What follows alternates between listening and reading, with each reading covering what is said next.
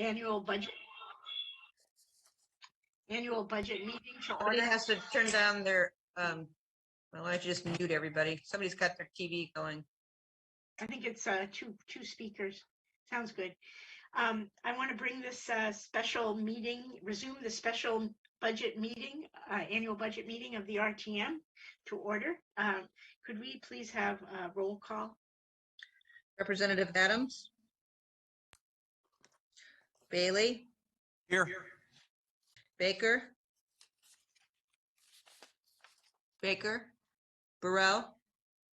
Here. Casper. Here. Cassieri. Here. Chase. Here. Pop. Here. Crockett Hubbard. Dean Shinbrot. Dean Shinbrot. Fitzgerald. Here. Blacks. Fortner. Here. Foster. Frickman. Here. Lauren Gothier. Gustafson. Representative Gustafson. I saw you. Nope, there you are. Okay. Hainline. Here. Hanscom. Here. Jacome. Here. Jones. Here. Kwiatkowski. Merritt. Perry. Powers. Kristen. Here. Powers. Sean. Here. Tino. Ray. Here. Richards. Here. Jill Rusk. Here. Jason Rusk. Here. Starkley. Here. Stevenson. Stevenson. I see you. I see Stevenson, so I'm going to count you here. Thomas. Yep, here. Washington. Here. Watson. Wells. Here. Whitehouse. Whitney. Here. Eben. Here. I'm going to run through Baker.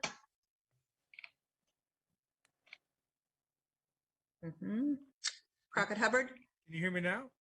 Yeah, I hear you. Yes. Yes, I'm here. So I saw it. It's okay. You were just, I saw your name, so I didn't. Okay, I think that's it. I'll just watch to see if anybody else comes in. You have 26. Sure. 26. I just wanted to know here. who.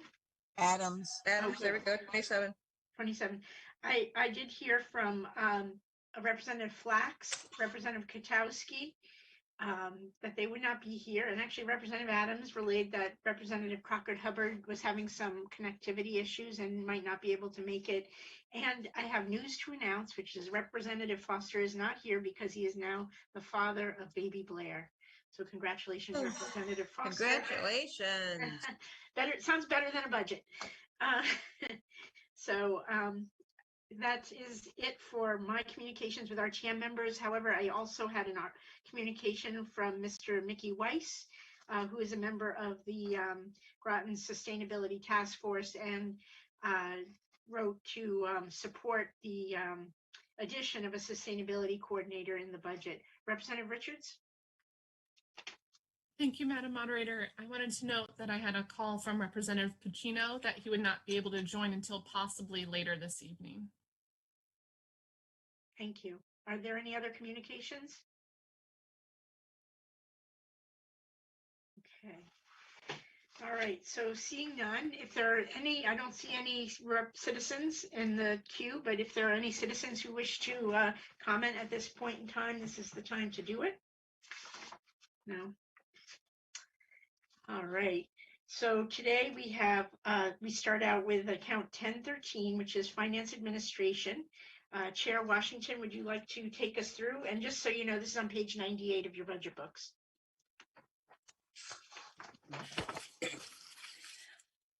Okay, account 1013, finance.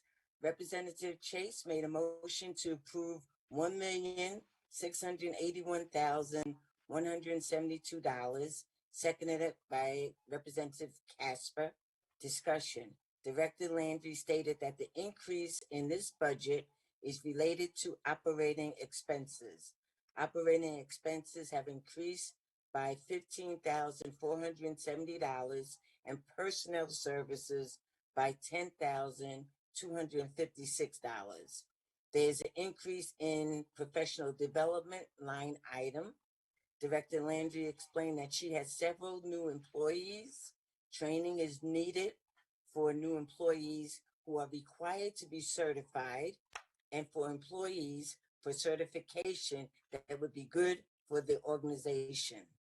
Funds are also needed for educational programs to maintain employee certification. Professional development provides employees an opportunity to network with their peers. There's an increase in postage due to mailing out 14,000 real estate and personal property notices for the revaluation. Also, the department has aging furniture and equipment. Director Landry has included in this budget a request for 2 adjustable standing desks and monitors. The department would like to use dual monitors. 2 monitors are more efficient when running more than one software program. The motion to approve $1,681,172 passed unanimously with Representatives Powers, Chase, Foster, Casper, and Washington voting. So I would like to move $1,681,172 for the finance department for account number 1013. Second. Was that Powers? Yes, it was. Thank you. We have a motion on the floor for account 1013 in the amount of $1,681,172, made by Representative Washington and seconded by Representative Sean Powers. Is there any discussion on this?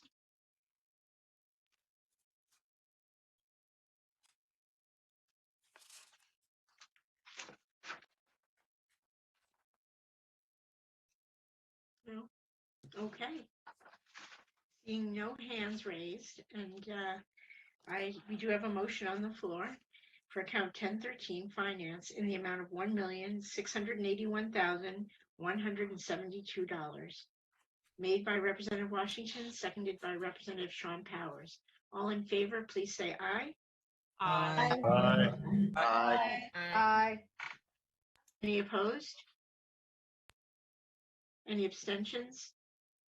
All right, that motion passes unanimously, 27 in favor and none opposed. Madam Moderator, you now have 29 members with Representative Watson and Dean Shinbrock arriving. Okay. Did they? And I guess they voted. So thank you very much. The next item.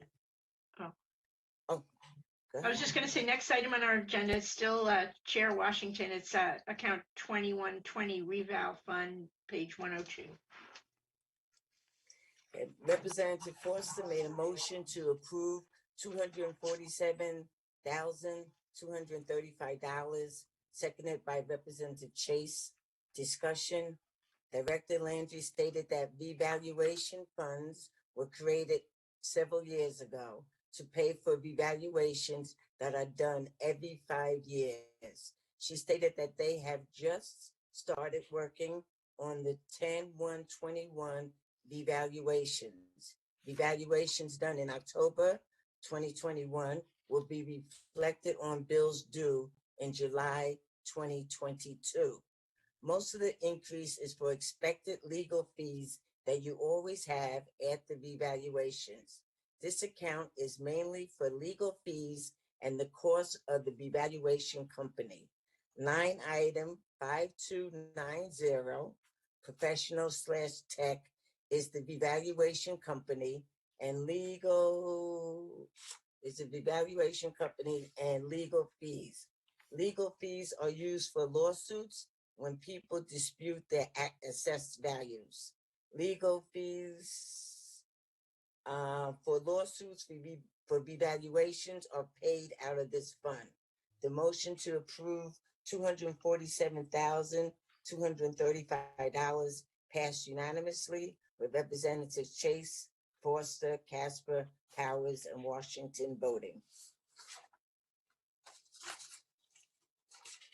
I move $247,235 for account 2120 revaluation. Haley, second. Adams. I heard Adams, sorry. So we have a motion on the floor for account 2120 revaluation fund in the amount of $247,000, 235 made by Representative Washington, seconded by Representative Adams. Is there any discussion? Representative Stevenson. Thank you, Madam Moderator. I just had a quick question. Doesn't really have much to do with the budget for this, but in instances like this, so you said that the money is mostly for legal fees. If the person like loses the court case, do they have to pay those legal fees, or does that always just come out of the town's pocket? Mr. Burt, are you there? Director Landry's here too. Yeah, I think I she's think probably for the the- more appropriate one to answer. Okay, thank you, sorry. Usually the legal fees have been already paid, so typically I do not think that we would get those back from the taxpayer. Okay, so we're just preemptively paying them, is what you're saying then? Is that they give us like a No, as the case progresses through leading to, we always hope that when we have lawsuit cases that we can settle them without going to court. Sometimes that's just not possible. But as the cases progress, you do incur legal fees from the attorneys that are doing the work and meeting with the taxpayers' attorneys. right? And as we incur those, we do pay them. And then we never get that money back, even though people could bring frivolous lawsuits. No, I do not believe we get that money back. Well, that's unfortunate. Thank you. You're welcome. Representative Jones? I have a finance question, not related to this fund. Is it all right to ask it? It would be better if you waited till the right fund, but It's on the report that Town Manager Burt sent out about the money to return to the general okay, fund. sure, go. So I just had two questions to Mr. Burt. I just had two questions. This total amount, and thank you for sending out this report on what happens to the money that gets returned. So it's just over $2 million. So my question is, what do you do with the money? Or does it just sit in the general fund? And is this sort of a typical amount that gets returned every year? Is this sort of the average that comes back from money that's not spent from all of these different accounts? First of all, it does go. Let me turn my camera. It does go back into the general fund and to be used as you know, we've proposed 2.85 million. I'm pretty on 2.8 million-ish year for fund balance use. So that's essentially where it goes. But no, this is not a typical amount. As mentioned in my email, it's very much related to COVID. What would be the typical amount, you think? It fluctuates from year to year. Cindy would have a better grasp on that. I didn't bring prior years, but I would say for probably the last couple of years, it has been a little bit higher. Not the impact on the fund balance has increased, not necessarily just for expenditures, but more on the revenue side. We've gotten more revenue in the last couple of years than we had expected. But I would agree that 2020 was kind of an anomaly as for the money that was turned back. Okay. All right. Great. Thank you very much. Thank you, welcome. Mr. Burt, for sending out the report. I had a question. We did vote on legal services account 1006, I believe, the other day. How do these two differ then? And what proportion of this account 2120 is legal? And why isn't it put in legal services? Several years ago, when the Reval Fund was created, At that time, the fees were still in the general fund, but a decision was made some time ago that those fees are directly related to, only those cases directly related to assessment and revaluation cases, that it was more properly reported in this fund. And so those were transferred to this fund a few years back. And And what- you asked me how much it was. Yeah, I'm just curious of the proportion of, so it's, and it looks like it's $247,000. And that was much higher and, it's half of what it was in 2021. I'm just curious what proportion of the 247 is legal versus like reval. Okay, the Yeah, legal company, but Oh, the legal fees for for the 22 budget, I did increase those for 22 because historically that's when your legal fees from a reval will occur in the year after the reval goes into effect. So for this year, like in the current year, I believe the budget I had budgeted $50,000 for legal fees in fiscal 21, but those, due to a couple of lawsuit cases that we have exceeded that. And there will be a fourth quarter transfer coming before the R.T.M shortly for that. And for next year, I believe I have included about 165,000 for legal fees. for FY22. Yes, for 22. Because So- oh, excuse me, go ahead. No, go, you go. No, I was going to say, in the 21 budget, that's the year that we start the reval. And so the cost for the reval company was in the current year's budget. So we don't have it in the next year's budget. So all of that was in 21. So this is mainly the increase of this budget is for the legal fees due to the reval. So you answered part of my question because I see in 2020 it was 44,000, then it jumped up to 500,000, and now it's like at 250, which is like a remarkable amount of dynamic behavior for an account, which I thought the focus of the account was kind of trying to stabilize that. Am I wrong on that? Well, no, what we do is we can, if you look down in the financing plan, how I'm in putting more into the fund than what I'm going to spend next year. The point of the fund is to try to contribute roughly the same amount every year so that I accumulate enough funds at the 5-year mark to pay for the reval in the following year. Okay. So that's why for 21, it was so high because the town included in 21 the cost of actually doing the reval. And now next year it's dropped down somewhat because we don't have to pay the reval company. We've already issued a purchase order to them in this fiscal year. Okay. Thank you for explaining that to me. Oh, sure. It's like, you'll see that in the 5-year, it'll go up on the year that we have to do the revaluation. Great. Any other questions? All right, seeing none, we do have a motion on the floor for account 10, let's see, what is this account? Sorry. Account 2120 in the amount of $247,235 made by Representative Washington, seconded by Representative Adams. All in favor, please say aye. Aye. Aye. Aye. Aye. Any opposed? Any abstentions? All right, that motion carries unanimously. Are there?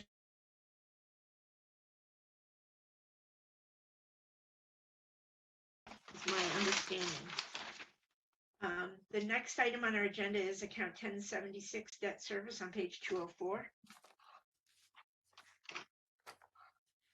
1076. Representative Chase made a motion to approve $9,523,450, seconded by Representative Foster. Discussion. Director Landry stated that account 1076 covers debt service for both general obligation and schools. This year, the increase is due to the third year of bonding. The increase in FYE 2022 budget is due to school bonding. This is the third of 5-year bonding. When the 2020 plan was approved, it was put in the literature that it would be about a $2 million increase. It has been about 1.5 to 1.6 increase to debt service every year. Increase again is due to school bonding. We will bond about 84 million. We are halfway there. We're at 58 million. No further discussion. The vote on $9,523,450 was approved with 6 in favor. Representatives Casper, Chase, Flax, Foster, Powers, and Washington, and 1 opposed, Representative Katowski. So I'd like to make a motion to approve $9,523,450 for account number 1076, debt service. Seconded Powers. Thank you. So we have a motion on the floor for account 1076 debt service in the amount of $9,523,450 made by Representative Washington and seconded by Representative Kristen Powers. Is there any discussion on this? Questions?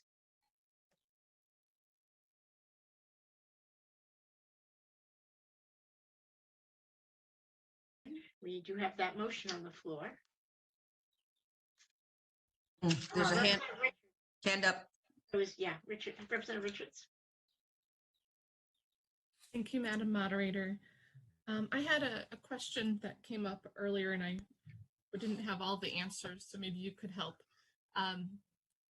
For this debt service account, is obviously the schools are a major part of that, but could you just tell us what the other bonds are? Are they all related to bonding for roads in the past, or are there in there that are a part of the same account?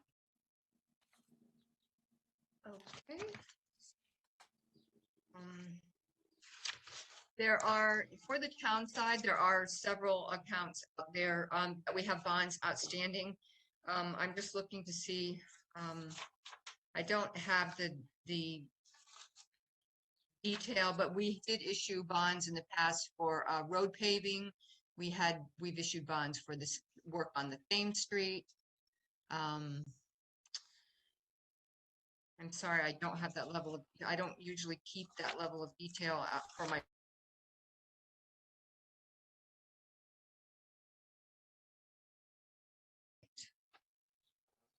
Thank you. And I'm sorry, I don't have the specific projects with me. Again, I don't keep it at that level. I'm just seeing if, no, I'm sorry. I can get you that information if you'd like the project for the outstanding debt.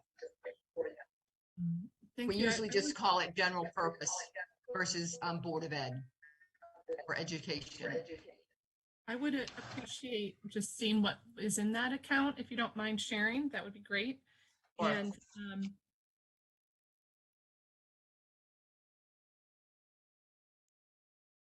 thank you.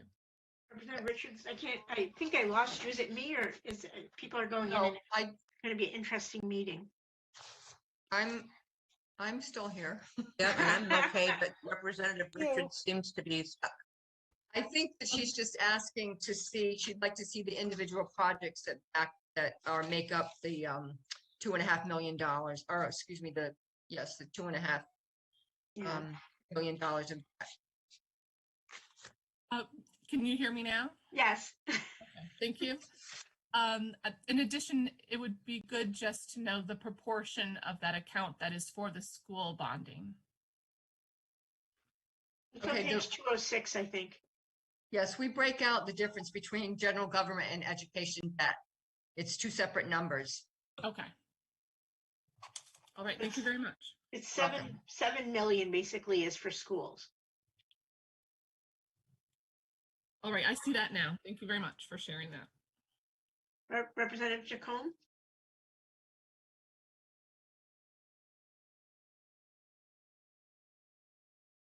Oh, there you go. Yep, perfect.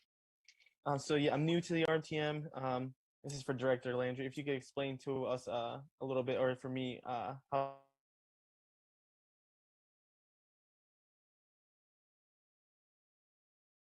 for other projects in the future. Okay, currently the only project that has been approved is the School of the Groton 2020 plan. And the plan, when that was put forth back in 2016, is to have, there was to be 5 bond issues. This is our third of 5, so we do expect to have 2 more bond issues for this school project.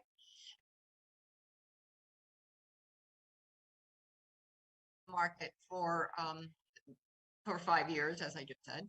So what we do is we look at the cash flows, the money that we have already spent. We look at 12 to 18 months forward.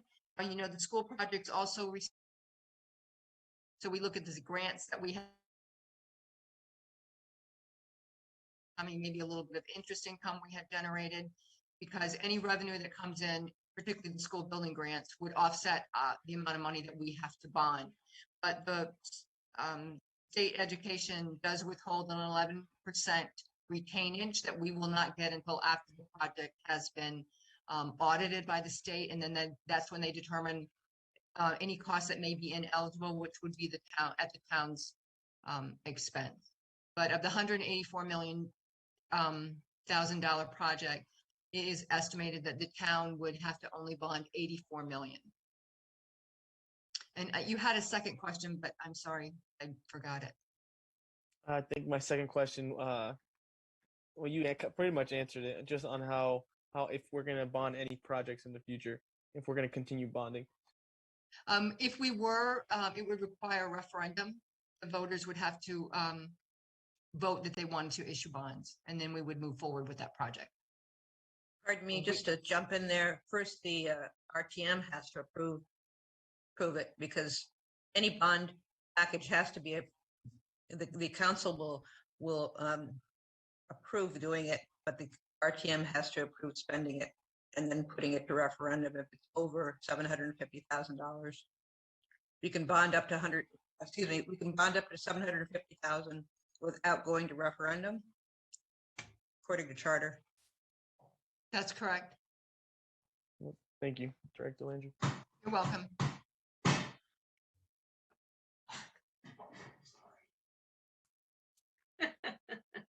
Representative Fortner. Thank you, Madam Moderator. This will come up a little bit later when we're looking at roads. I hope everybody can really look at their debt service page, because to avoid all these interest charges, we have to save for things and not bond. So this is a really nice illustration. Obviously, you can't save $184 million for schools probably, but for our roads, if we pay as we go, I'm sorry, I'm getting off topic, then we can save the interest fees. So thank you very much. Thank you. Any other questions or comments on this account? This is John. Can I just mention one thing? Sure. Just to mention, we are doing pay-as-you-go starting this year for the roads. We're not intending to bond. Thank you. So we do have account 1076 on the floor. It's debt service in the amount of $9,523,450. The motion was made by Representative Washington and seconded by Representative Kristen Powers. All in favor of that, please say aye. Aye. Aye. Aye. Aye. Aye. Any opposed? Any abstentions? All right, that motion carries, I believe, 30 in favor. None opposed, none abstentions. The next item on our agenda is account 2060 Mumford Cove on page 189. Representative Flax made a motion to approve $21,180, seconded by Representative Foster. Discussion: taxpayers in Mumford Cove are taxed for fire protection. Mumford Cove taxpayers contract with the Noe Fire District for fire protection. They pay Noe $20,000 for fire protection. The $1,180 covers administrative costs. Mumford Cove pays the town taxes, and then the town pays the fire district. Knowing fire district determines the amount to be paid. The amount hasn't changed in a couple of years. No further discussion. The vote on $21,180 was approved unanimously. I make a motion to approve $21,180 for account number 2060 Mumford Cove. Second. All right, we have a motion on the floor for account 2060 Mumford Cove in the amount of $21,180 made by Representative Washington, seconded by Representative Watson. Is there any discussion or questions on this? Only the residents of Mumford Cove are paying this. All right, seeing Right. no hands, I'm going to ask for a vote on account 2060 Mumford Cove in the amount of $21,180 made by Representative Washington, seconded by Representative Watson. All in favor, please say aye. Aye. Aye. Aye. Aye. Any opposed? Any abstentions? That motion carries unanimously, 30 in favor, none opposed or abstained. All right, the next account is Public Works. So I think that is it for Chair Washington. Thank you. Oh, Ms. Landry? I think we still have to do the Groton Sewer District. Oh, right. Oh, you're right. Thank you so much. Account 4010 Groton Sewer District on page 192. Okay. Representative Forster made a motion to approve $1,396,418, seconded by Representative Chase. Discussion. Director Landry stated that this is primarily a debt service fund for improvements to the treatment plant and upgrades to the pump station. She stated that we have 20 years to pay this off. Representative Flax asked if the amount being applied came from fund balance. Director Landry replied that the sewer district has a fund balance account. Representative Flax asked, why can't they take money out of the fund balance and apply the amount of increase out of fund balance, approximately $52,000, to make it a zero increase? He stated they should take it out of the sewer fund, not the general fund balance. Director Landry said that the town council could take this into consideration when they set the final mill rate. Representative Flack stated that the R.T.M. tries to reduce the burden to the taxpayers, but we have no authority, even though we, the R.T.M., are the fiscal arm of the town. He stated that this is very frustrating. The R.T.M. does not determine the use of the fund balance, the town council does. Director Landry noted that there will be a decrease in the sewer district mill rate from 0.56 to 0.53. This is a sewer district tax, not a sewer usage fee. No further discussion. The vote on $1,396,418 was approved unanimously. I make a motion to approve $1,396,418 for Second. account number 4010. Seconded, Bauer. Thank you. We have a motion on the floor for account 4010 Groton Sewer District in the amount of $1,396,418 made by Representative Washington and seconded by Representative Kristen Powers. Is there any questions on this?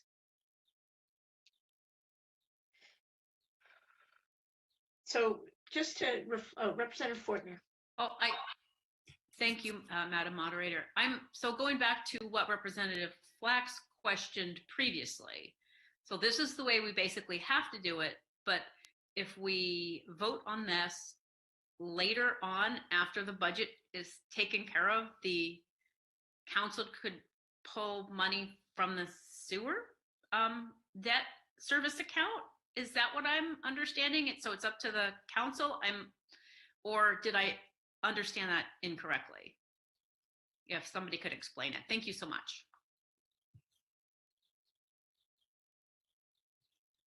Well, Go ahead, Cindy. oh, sorry, I wasn't sure who was speaking. As you know, when the budget is put together, we start with the town manager proposed, it goes to the council, and once the council has reviewed the budget, then we set what's termed the preliminary mill rates based on changes that the council has made to the budget before it's presented to the R.T.M. And then once the R.T.M. goes through their budget and makes any adjustments, then it goes back to the council who sets the final mill rate. So I think what Representative Flax was saying, or what I was trying to say, he was saying, could we use more of the sewer district fund balance? And I said it's something that when the council sets the final mill rate, that they could consider. But the mill rate, even with the increased debt service, will have a reduction this year. Does that answer your question, Representative Fortner? Ish. I think it might be just a basic lack of understanding of going through this whole process from the beginning to the end. So I didn't realize they could about how it's changed. So I will follow this very closely to hopefully educate myself as to the whole process. And thank you so much for explaining it. Oh, sure. And I'd just like to add that this special tax district or the sewer district fund does have its own fund balance compared to the general fund. So it would be, if I wanted to make it clear that we wouldn't be taking money from the sewer district fund to apply to the general fund or vice versa. They're completely separate fund balances. Thank you. You're welcome.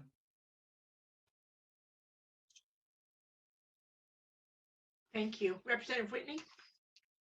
Yes, I'm just asking for clarification. You mentioned in the notes from the meeting that the mill rate would decrease this year. Was that the sewer mill rate, or is that the town mill rate to all taxpayers? I think that's the sewer mill rate. The sewer district mill rate, which is paid by all taxpayers except those in the city. And is there a reason that's going down that's relevant here? Well, when I look at the mill rate to try to do the preliminary, I look at any revenue that's coming in, and I look at the expenditures, and I felt that I could use fund balance this year to reduce it. Okay, so basically the town sets that sewer mill rate. There's not a separate commission or anything like that? No, the town council will set that when they set the general fund. The town council sets the general fund mill rate, they set the Mumford Cove mill rate, and they also set the sewer district mill rate. Those are the three. If you don't live in the city, you would have three separate mill rates on your tax bill. Thank you. You're welcome. Representative Jones? Just a question. Do citizens who are not connected to the sewer pay the sewer mill rate? Like if you're on a septic system, do you also pay the sewer mill rate? Yes, they do pay that. That's separate from those that are hooked into the actual sewer system would pay a sewer use charge. That's separate. But the sewer district tax is an ad valorem tax that, yes, all real estate and personal property, it's not paid on a motor vehicle tax because it pays to upkeep the sewer treatment plant, which benefits the entire town. Even though it doesn't necessarily benefit that particular citizen. Right. Not until, well. So sort of, but not. Yes, right. We would want to pollute taxation the river. Without sewers, right? Taxation without sewers, something like that. Right. If you decide if you hook into the sewer, then you would have what's called a sewer use fee. Okay, but there's a general underlying, like operational support of the town. It's part of that. Yes, it is to maintain the treatment plant. Okay. All right. Thank you. You're welcome.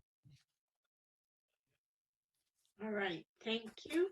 And I see no more hands raised. So we do have a motion on the floor for account 4010, Groton Sewer District, in the amount of $1,396,418, made by Representative Washington, seconded by Representative Kristen Powers. All in favor of that, please say aye. Aye. Aye. Aye. Aye. Any opposed? Any abstentions? That motion carries 30 in favor, 0 opposed, 0 abstentions. Thank you. And now I thank Chair Washington for her service, and I thank Director Landry. And we have now account 1035 Public Works on page 112. Representative Jean Shinbrot, would you like to give your minutes? Will do. That account.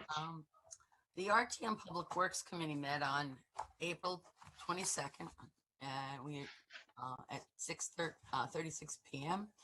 to consider the budget. Members present were Representative David Gothier, Clarence Casper, Cindy Fortner, Gary Wells, and Chairperson Dean Shinbrad. Absent was Representative Roscoe Merritt. A quorum was declared. Also present were Town Manager John Burt, Mike Flynn, Stacy Olam Leach, Bob Charette, Greg Hanover, and David McBride. The first account discussed was 1035, Public Works. A motion for $5,864,087 was made by Representative Fortner and seconded by Representative Gothier. The discussion included Representative Fortner asked if the town ever receives monies from the recycling of scrap metal.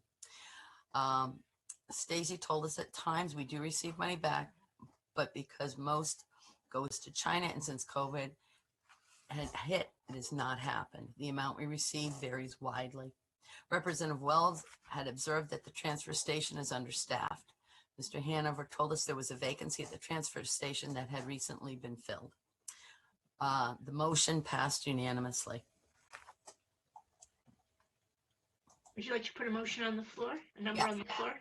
I'd like to make a motion for Public Works account number 1035 of $5,864,087. Second, Fortner. Thank you. We have a motion on the floor for account 1035 Public Works in the amount of $5,864,087 made by Representative Dean Shinbrad, seconded by Representative Fortner. Are there any questions or discussion on this?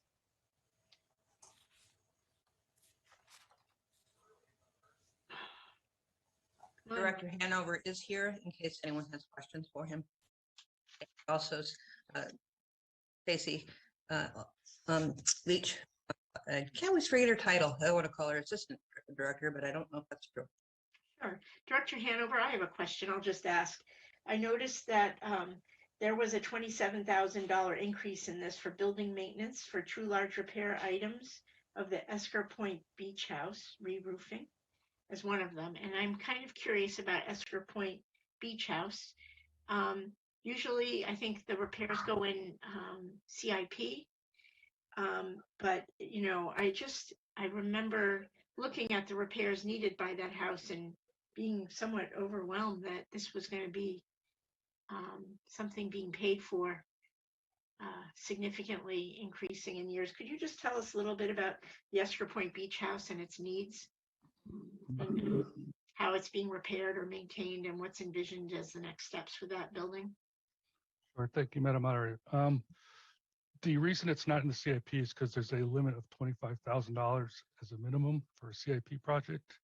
And this was estimated about $12,000. And this roof is it's an older roof that every time we get a windstorm, the shingles are just blowing off it. So we're constantly repairing it. So we put in this money in the building maintenance fund just to do the re-roofing. We do get some leaks in that building occasionally because of that. So we just want to put a new roof on it. As far as the long term, we did do some renovations not too long ago in the restroom to make them accessible. So I'd have to talk to Mark Berry to see if he has any other long-term plans for the building. But the roof is for this coming year. Yeah, I just remember when I was on Public Works in a previous RTM that the HVAC system was antiquated or maybe non-existent, and it was a tough working condition for the people there. So I think there was quite a bit of money projected to be invested in it. Yeah, the restaurant, there's no more cooking or anything done in that little restaurant or kitchen area there. Could you speak to the MS4 for stormwater permit fee of $14,000? I'm kind of curious about that. That's a new fee, is that correct? In the last 4 years? Yeah, it's a fee that we have to pay to the state every couple of years for our MS4 permit. Is it based on the amount of nitrogen that is put in, or is it just a flat fee? It's just a flat fee based on how many sites you have. Okay, thank you. Sites meaning? Meaning like the highway garage, the treatment plant. Okay. Thank you. Any other questions? All right, seeing none. We have a Town 1035 Public Works on the floor in the amount of $5,864,087, made by Representative Jean Shinbrot and seconded by Representative Fortner. All in favor, please say aye. Aye. Aye. Aye. Any opposed? Any abstentions? All right, that motion passes. Thank you, guys. Okay. The next item is account 2020 sewer operating fund, and you'll find that on page 118. The, account number 2020 sewer operating funds. The motion was made for $6,578,273, made by Representative Gauthier and seconded by Representative Fortner. This includes cost centers 20200, 20202, 20203, 20204, and 20205. There was a little discussion. This is paid by sewer use fees. An account often has a fund balance. They're trying to upgrade pump stations every other year. The motion passed unanimously. So I'd like to make a motion for $6,578,273. Thank you. For operating fund. Second, Fortner. All right, we have a motion on the floor in the amount of $6,578,273 for account 2020 sewer operating fund, made by Representative Dean Shinbrot, seconded by Representative Fortner. Are there any questions on this? I believe this is the companion account to the one we did in Public Works, the Groton Sewer District. I think that Director Landry was speaking of.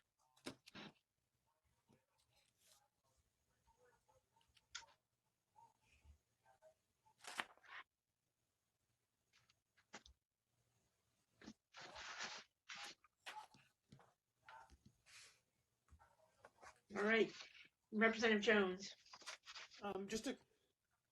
Thank you, Madam Moderator. I'm noticing here we have a debt service of $407,000. Can you just explain what that debt was for, and is that a bond, or how do you obtain that money originally?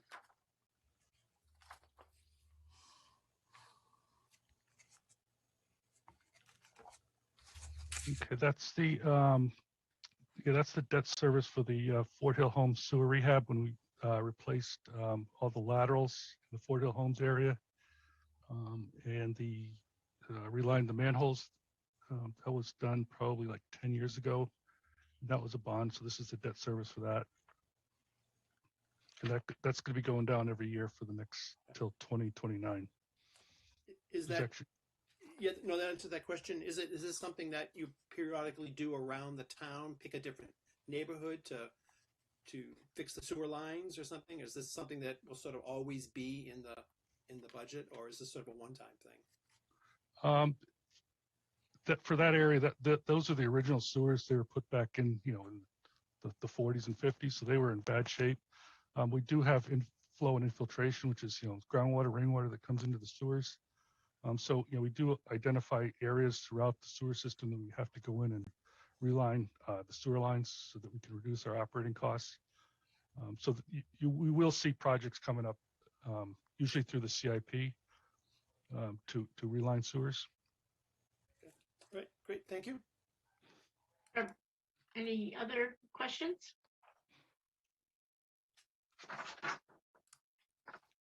Can I ask Mr. Hanover, is this the account that I'm remembering that has a fee for nitrogen, or is that a different account for nitrogen? Oh, for the nitrogen credit? Yeah. The credit trading program? No, that's in here somewhere. I don't know exactly. I'd have to look through to see, but it is in here somewhere. Okay, that's fine.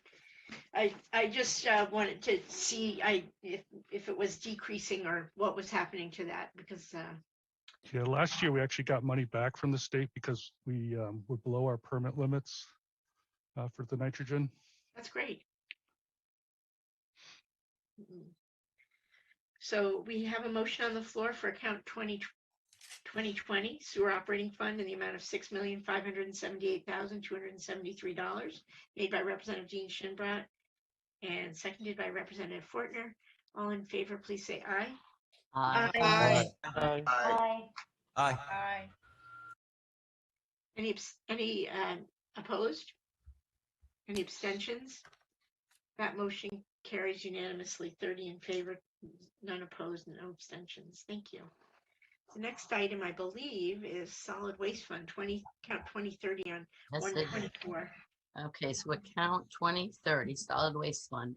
A motion was made for $1,567,617 by Representative Fortner and seconded by Representative Gothier. There was discussion. Big Belly is coming to Mystic. Big Belly is a solar-powered trash collection and compactor. Looking at a pilot program purchasing 2 units. This will help reduce trash pickup, which will reduce overtime. We could potentially have them by the end of the summer. This is a pass-through account, doesn't cost the town anything. So we passed it unanimously. So I would like to make a motion for $1,567,617. Second, Casper. Thank you. We have a motion on the floor, count 2030 solid waste in the amount of $1,567,617, made by Representative Jean Shinbrat, seconded by Representative Casper. Is there any questions on this? Representative Jones? My question has to do with the overtime. I'm just wondering why there's overtime on this when I would think that picking up the trash would be part of a regular cycle for people on their regular schedule. And why would how does overtime play into this? No, this would be the overtime from the previous account we're looking at, the 1035. We go down into downtown Mystic daily, on the weekends and pick up trash because the cans are always overflowing. So there's actually no personnel costs in this 2030 account. We were just speaking that these units that we're looking to put in down there would reduce our general fund, our general 1035 overtime. Okay. But it's in this account, right? So. No, the personnel is in the 1035. There's no personnel in this account. Page 125. Yeah, no, I'm just reading on 124. On page 124, it says including overtime. So it's just why there's overtime.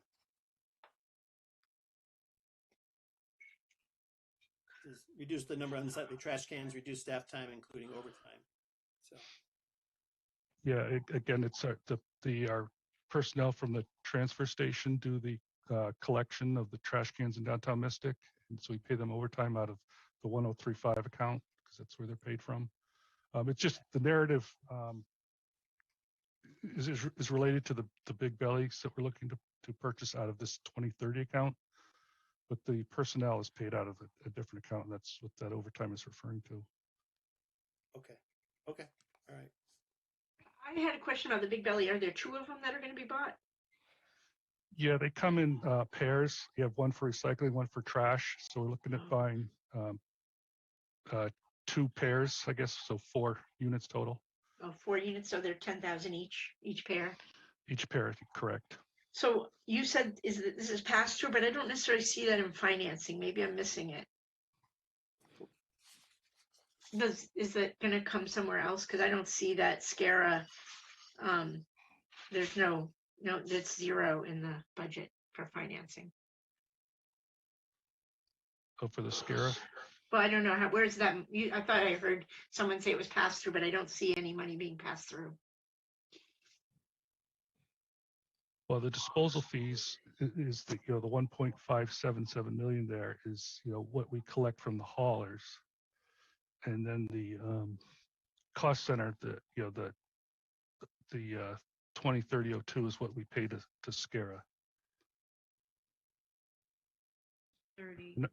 In other words, all the haulers bring their waste up to Lisbon and dispose under our permit, and then SCARA sends us a bill, and then we bill, and our finance department bills the haulers. So in the thing, it says the cost for this pilot program of these, what are the bellies, whatever they're called, would be funded by a change in how SCARA awards the transportation subsidy that the town receives. Right. SCARA actually every month bills us slightly less than what we take in from the haulers. So we get kind of like a fund balance, so to speak, every month. And we'll build that up and use that money to pay for these. Got it. And I'm curious, I'm glad that there's going to be recycling, because that was one of my questions. But so it compacts the recycling. Is once the recycling, which is obviously mixed recycling, is compacted, is it recyclable? Yeah, I'm not sure if it actually compacts recycle. I know Stacy Leach is on here. She's the one that was looking at this for me. I don't know, Stacy, does it compact the recycles or is it just the trash? Actually, there's an option to do either or. And the compaction rate, if we were to compact the recyclable end of it, wouldn't be as compacted as the regular trash. So then when it would be dumped and set someplace to be sorted, it wouldn't be in essence a cube. It would be kind of fall apart so that it could be sorted by papers and plastic. Do they do glass and aluminum too? And yes, yeah. So yes. Okay. Correct. I was just curious because I think one of the big problems with the glass is that it breaks and then it's mixed colors and it kind of ruins it for recycling. Yes. So I do think we're going to have to rethink the way we do recycling at some point to make it a more effective process, but I'll put that aside for now. Representative Fortner. Thank you, Madam Moderator. I'm not sure if this was mentioned, but it is a solar powered. Also, the Director Hanover said we could probably have the ability to put some wrap or graphics on it, so to make it more attractive. And I also wanted to point out whoever hasn't been down to Mystic recently is the Public Works Department just recently installed some lovely trash cans, and Mr. Hanover specifically put tops on that are recyclable friendly. In other words, it has a top that has a round hole that accepts recyclable items, and is much less likely to have trash put in it. So anyways, if you haven't been down there, that was a really nice step, but there still makes lots of trash. And I hope that these big bellies come, and I hope that the town can, allow us to put something attractive and colorful on the outside. So I think it's a great step forward, and I hope that it makes less work for the Public Works Department taking care of Mystic. Thank you. Thank you. Any other questions? All right, seeing none, we have an account 2030 solid waste on the floor. $1,567,617. That motion made by Representative Dean Shimbrat, seconded by Representative Casper. All in favor, please say aye. Aye. Aye. Aye. Aye. Aye. Aye. Any opposed? Any abstentions? That motion. Where's the abstention? I did. I'm confused. I have no idea where we are on the schedule here. I don't know what his point is. I don't know what we're talking about. Oh, this is account 2030 on page 124 and 5. But your abstention is no. It's not my agenda. I'm trying to figure out going by the agenda here, and I'm looking at it. I don't know where we're at right now. We're on the second to last. But I just want to make sure that the clerk has notes that abstention. But right now we're on the last item, which is 6040 Fleet Reserve Fund. Yes, I got the vote. Thank you. And I thought maybe, we'll talk about it after you get through 6040. Yeah, it's account 6040 Fleet Reserve Fund on page 128. I didn't know if we were ready to go. Okay. No, wait a minute. Representative Burrell, are you with us now?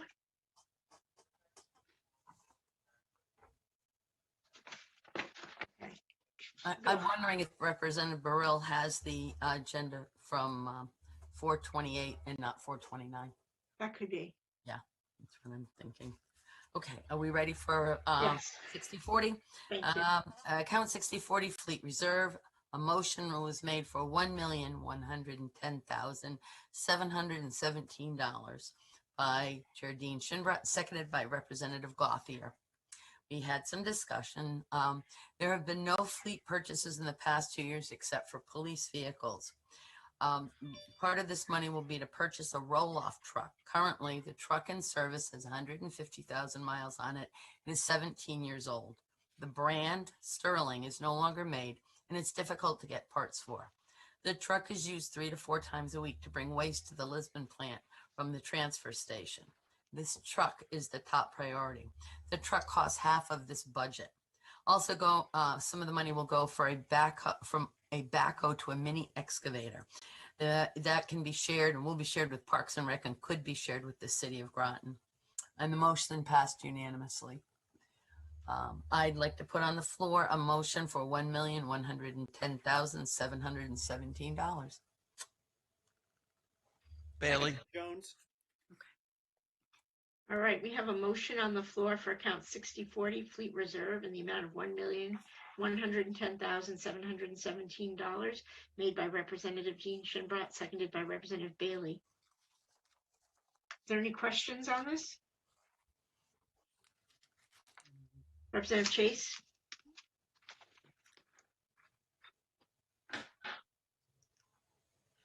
Thank you, Madam Moderator. Just one question under the financing plan, payments from other funds. Can you tell me what that other funds is, please?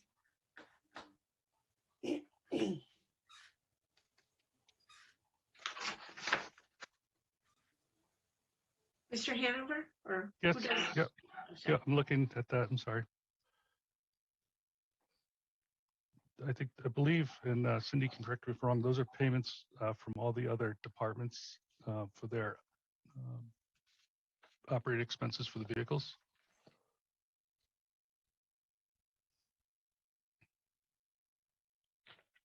Does Cindy concur with that? Yes, that's the money that the general fund contributes. When we did contributions to other funds and we did a contribution for vehicles, maintenance and fuel. And then that also includes money that comes from the sewer operating fund or the golf course for fuel and maintenance.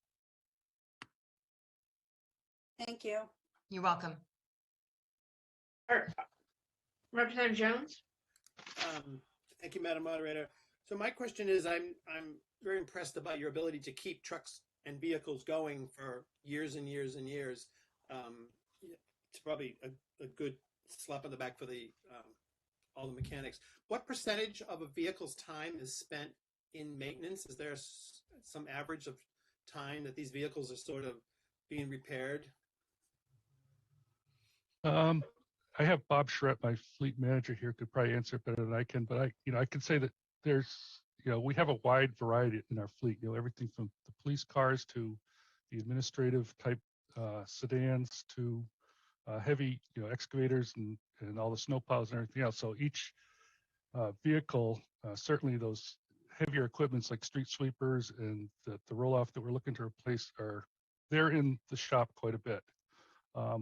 Versus some of the other cars that the engineers or IT may have, small escape or something like that, which comes in for an oil change, and that's about it. I don't know if that answers your question. Now, Bob, if you have anything else you want to add. No, I think you pretty much covered it. I mean, we don't track it on an individual basis. What's in there, what we do track is the total availability of the fleet, which we keep over 95% of the vehicles available at all times. That's our goal. Do we do most of the repairs in-house, or do we have to send them off to other places? We do all the repairs in-house with the exception of body work, which has its own environmental challenges. And also the only other thing we can't do is centrally front end alignments because you need a special machine for that, and glass repair. Otherwise than that, everything's done in-house. Right. Fantastic.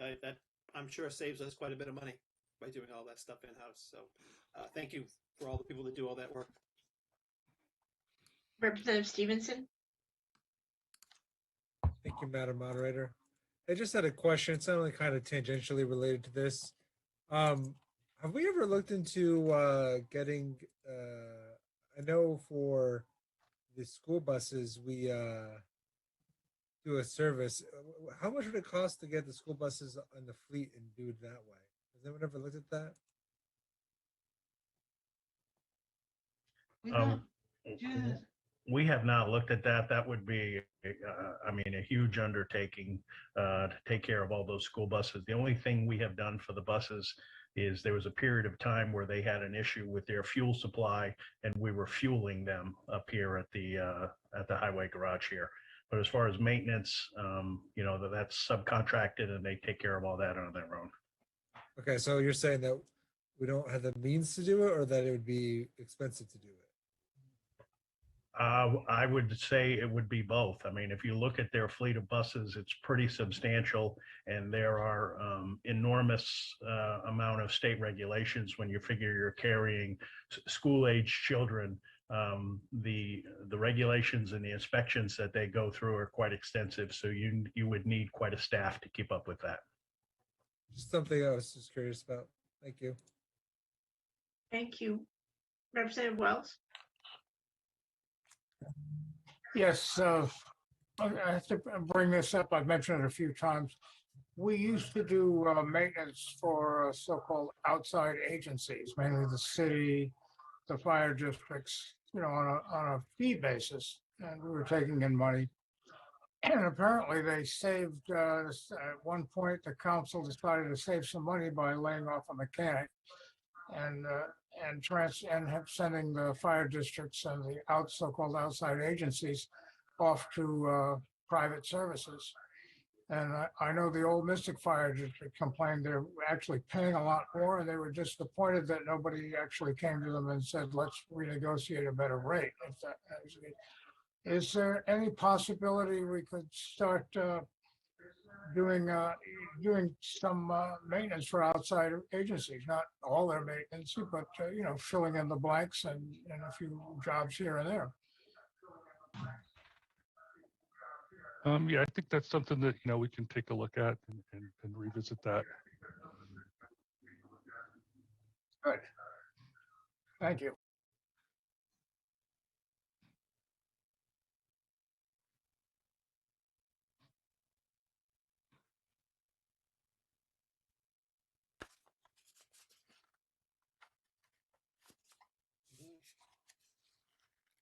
Sima, you're on mute. You're muted. Thank you. We do have a motion on the floor, and that would be account 6040 Fleet Reserve. Oh, Representative Washington. Thank you, Madam Moderator. You might have answered this question already, but why the big increase in payments from other funds from FYE 2021 to FYE 2022?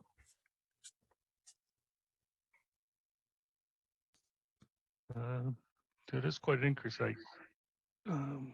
Answer? Yes. Do you have an answer, Cindy? Yep. Yeah, remember we cut all of the vehicles last year, so the general fund did not make a Oh. contribution for vehicles.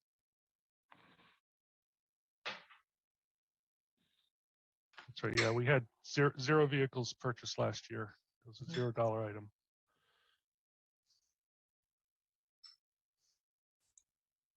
Do you have more questions, Representative Washington? So the increase is due to the purchase of new vehicles?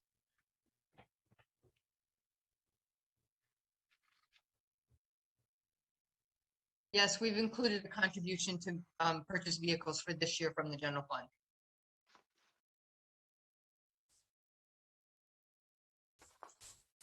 Is that what the 433,000 is on the vehicle replacement line? Well, it's in contributions to other funds that I don't believe that you voted on that one yet. But yes, the 433 are the vehicles that have been approved to be purchased for next year. Okay. All right. Thank you, Cindy. You're welcome.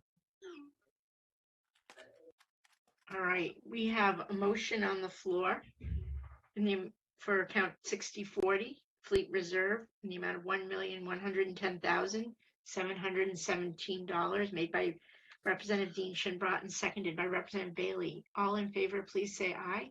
Aye. Aye. Aye. Any opposed? Any abstentions? So at this point, we could go on and kind of do some of the CIPs from Monday, the roads perhaps, since we do have Mr. Hanover here. Would that be good since it's only 8 o'clock? Would people like to do some of the CIPs? That would be fabulous. Okay. I would, and we can keep Chair Dean Shinbrad here working. And hopefully you don't mind. No, no. I would suggest starting with CIP 1 roads, 1A roads, townwide pavement on page 215. Okay. Let me get my CIP list here. So account CIP 1 was roads. A is townwide pavement management program. A motion was made for $810,000 by myself and seconded by Representative Fortner. We did have a discussion. We're not bonding the road repair work. Instead, we are paying as we go, saving the cost of bonding. And if I remember right, cost of bonding is 40% of what you're bonding. So it's quite a bit of money. So I'd like to make a motion for $810,000 for roads in the townwide pavement program. Bailey, second. All right, great. We have a motion on the floor for CIP 1A, and that is roads in the amount of $810,000. And that was made by Representative Dean Shinbrad and seconded by Representative Bailey. Are there any questions? Can Representative Fortner. Thank you, Madam Moderator. I just wanted to say I'm in favor of this. One of the things that I think many of us hear from the constituents in the town is they want better roads. I think most people feel strongly about that. I think we need to pay for it. I heard when the council was talking about this that in the past, that's why they bonded for it, is because so it wouldn't get cut. So I would encourage all of us to vote for the full amount tonight and in the future, because I think it's very important to most of the constituents in this town is having good roads. And I think our Public Works Department does a fabulous job. Thank you. Thank you. Representative Washington. Thank you, Madam Moderator. Mr. Hanover, is this Mr. Hanover's account? Yes. Okay. When the PCI, can you explain exactly to me when you do the PCI index, what does that all entail? Do they look for cracks in the pavement, or what exactly is the PCI index? Yeah, a PCI is basically a grade for exactly that, for the surface condition of the road. If it has cracks, potholes, alligator cracking, which is a bunch of cracks, raveling, there's a whole slew of physical characteristics that they look at, and they measure those, and depending on the severity of them, it brings the road down further on, from the 0 to 100, 100 being a perfect road, 0 being completely failed road. The town's average is about a 71 on the PCI. We like to, the industry standard is to keep it around a 70.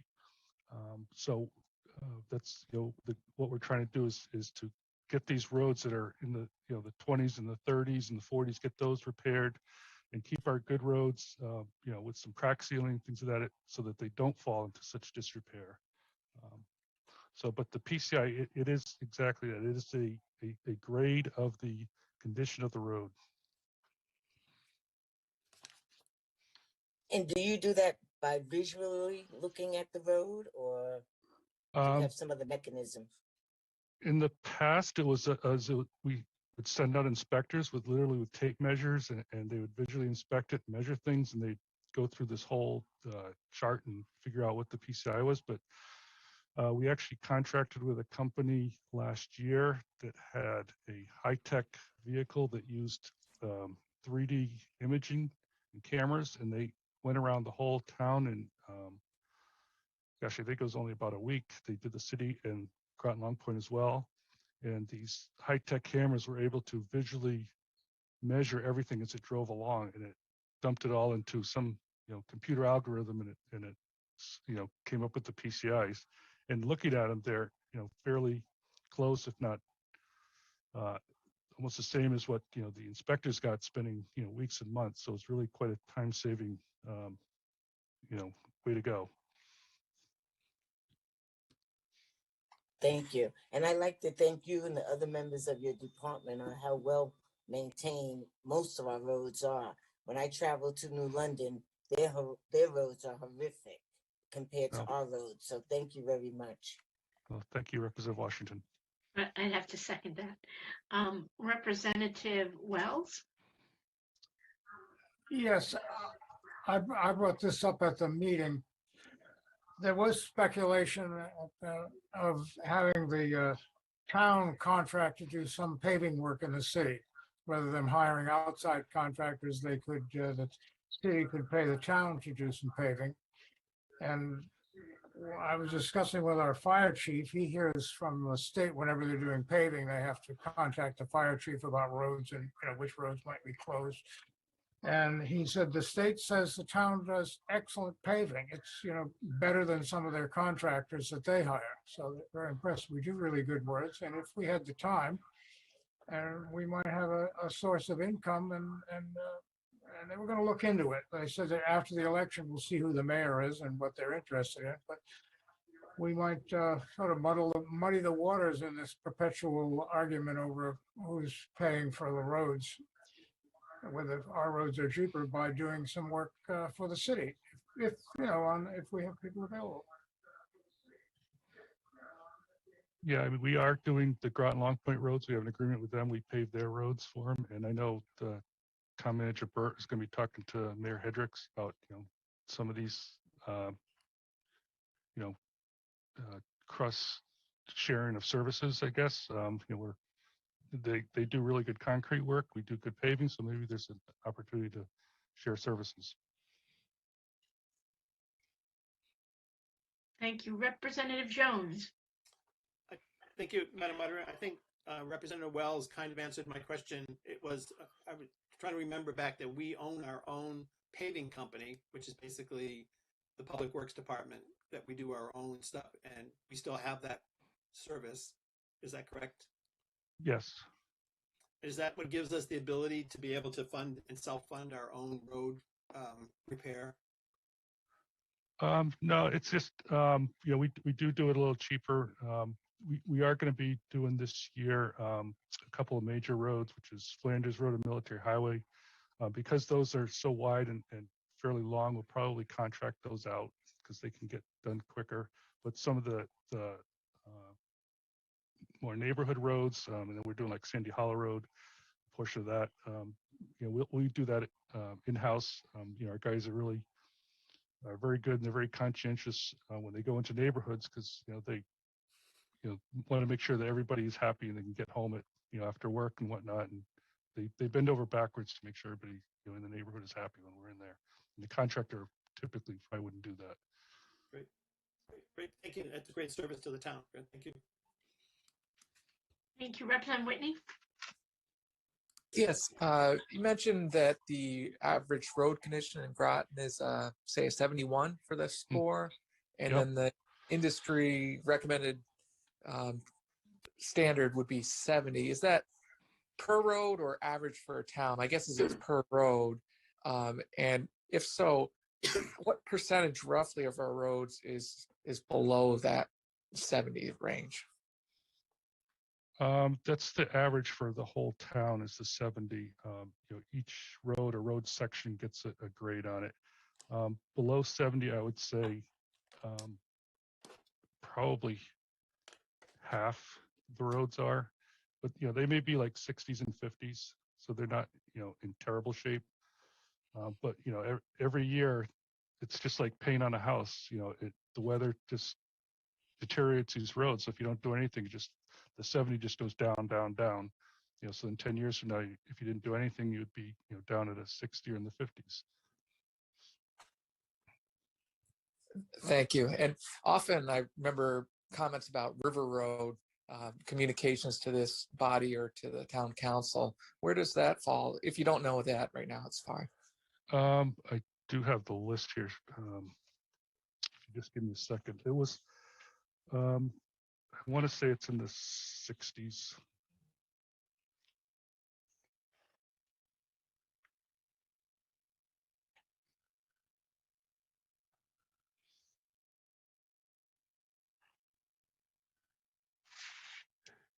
Yeah, it's in the low 50s to low 60s. So that's probably one. Yeah, that's probably one that won't, be done for a few years anyway.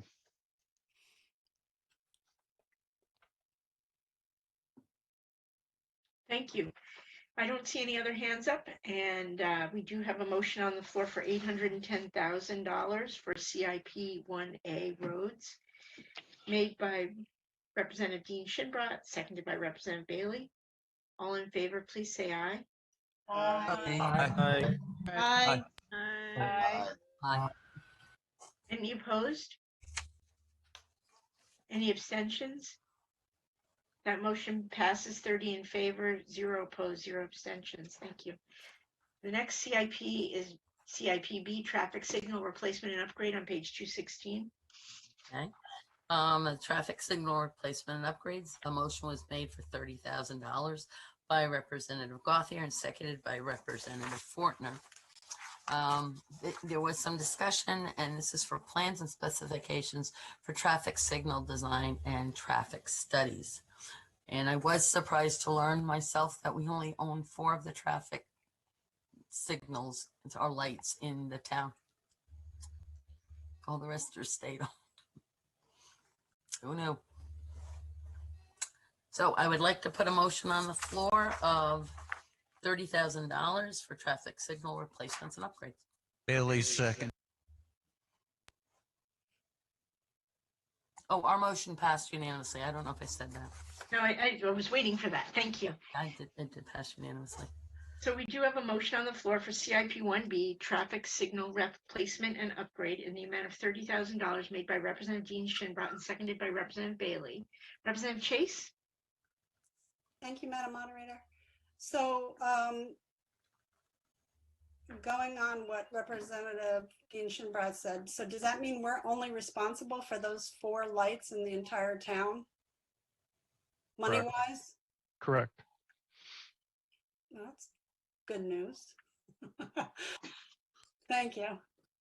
Representative Washington?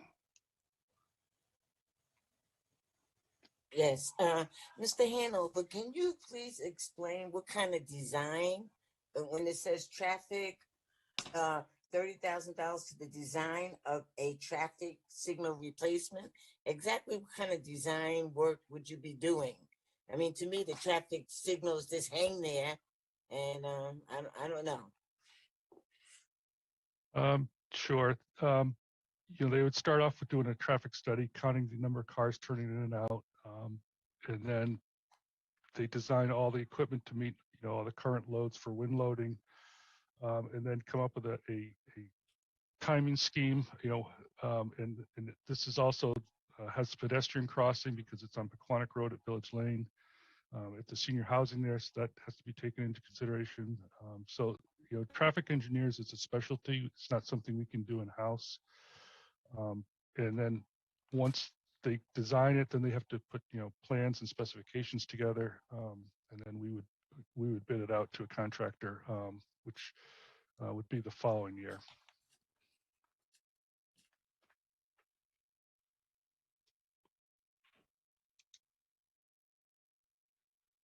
So they're not actually designing the traffic signal, they're just telling you where to place them.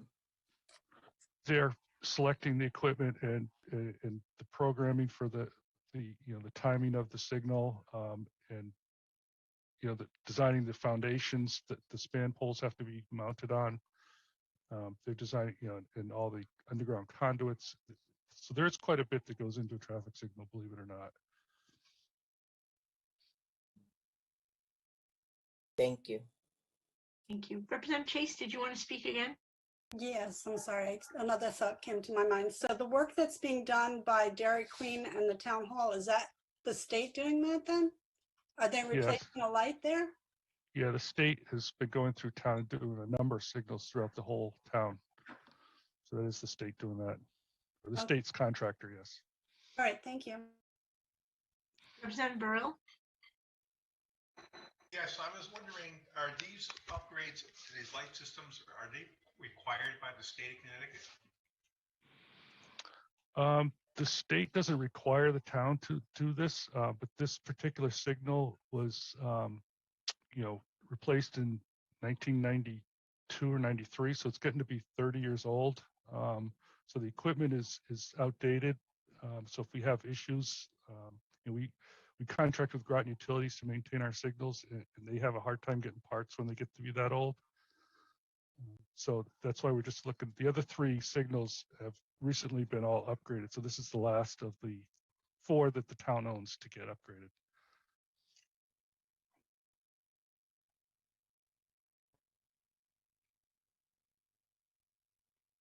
Thank you. Any other questions? Representative Burrell? I'm all set, Thank you. All right, I see no more questions on CIP 1B traffic signal replacement and upgrade. And this is in the amount of $30,000. It was a motion made by Representative Dean Shinbrot and seconded by Representative Bailey. All in favor, please say aye. Aye. Aye. Aye. Aye. Aye. Any opposed? Any abstentions? That motion passes 30 in favor, 0 opposed, 0 abstentions. Thank you.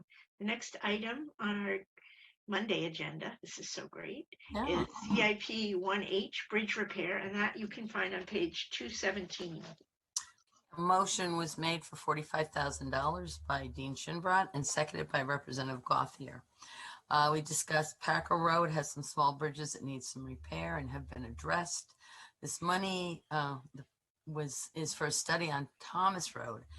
There are some noted deficiencies, and the motion passed unanimously.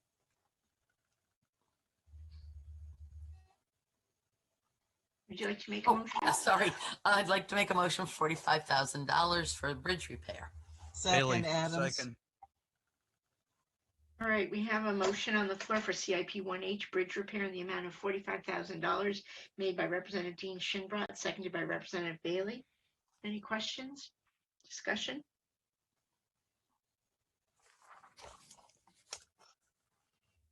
I'm kind of curious about the Birch Plain Creek, the Thomas Road Bridge, if you have any insight. So is that the work be related to the flooding that occurs there, or is it just related to the age of the bridge, or to make the flow better from the, one side to the other? It's just strictly related to the age of the bridge.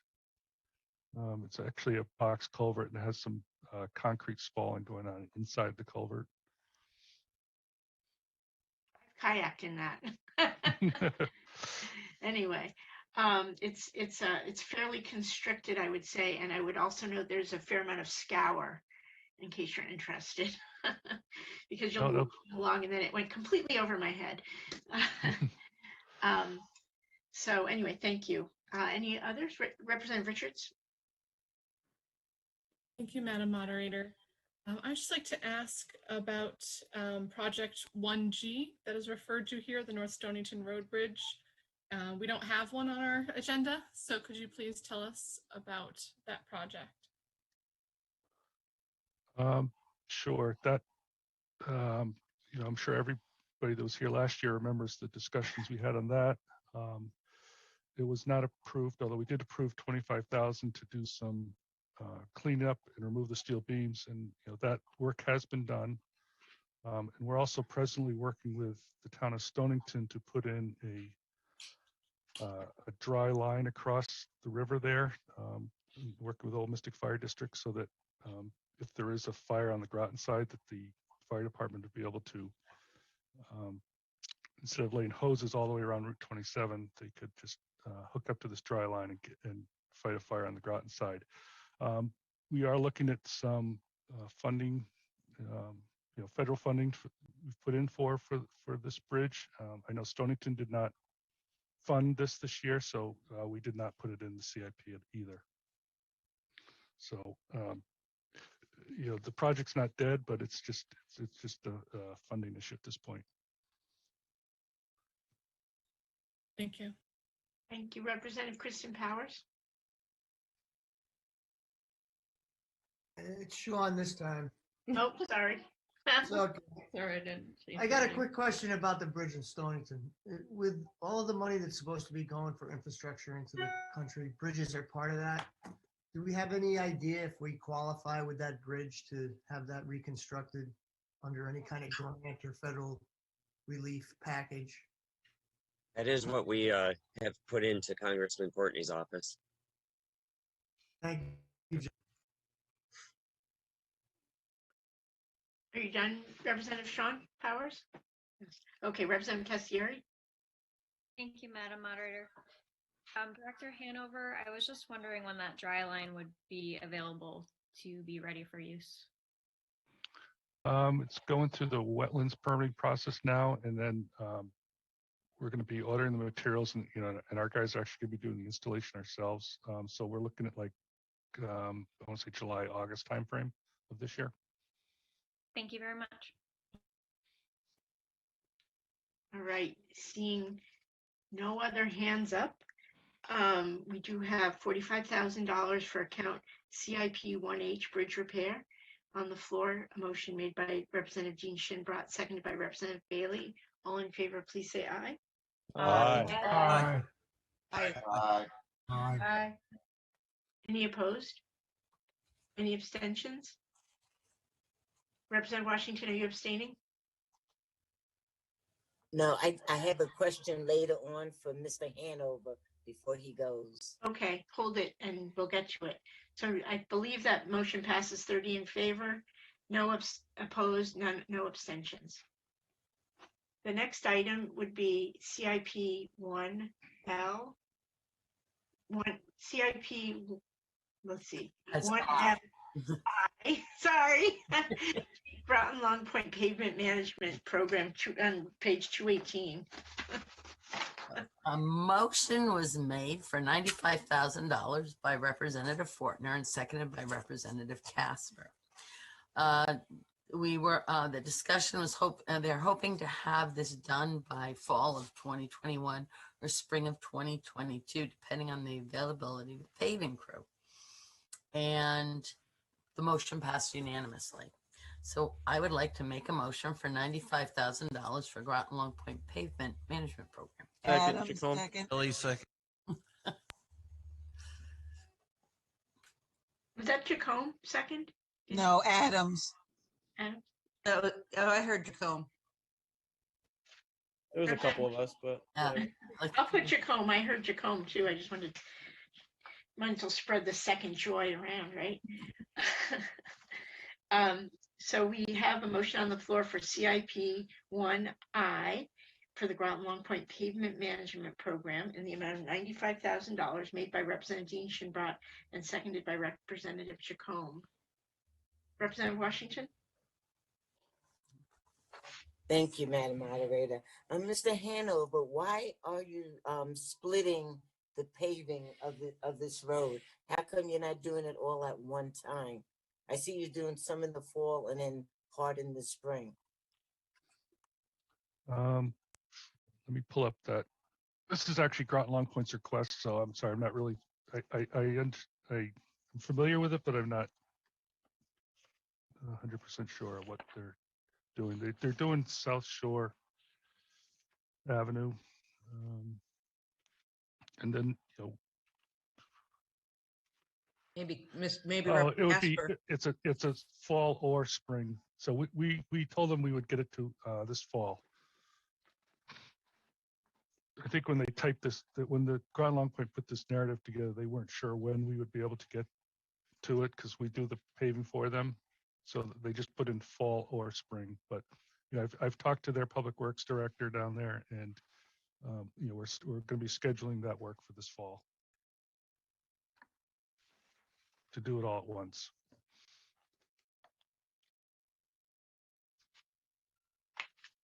Representative Washington, are you done? Yes, thank you.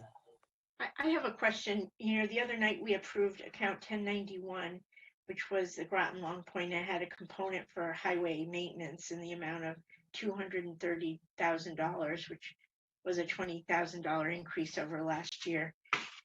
And I'm just curious if you could just help me understand why this paving isn't part of the highway maintenance. Is it just, I don't know. This is John. They chose to put it as a CIP. There's no real requirement which way it would be done. I would prefer it in the future be done as part of their highway request, and I'll make that request to them.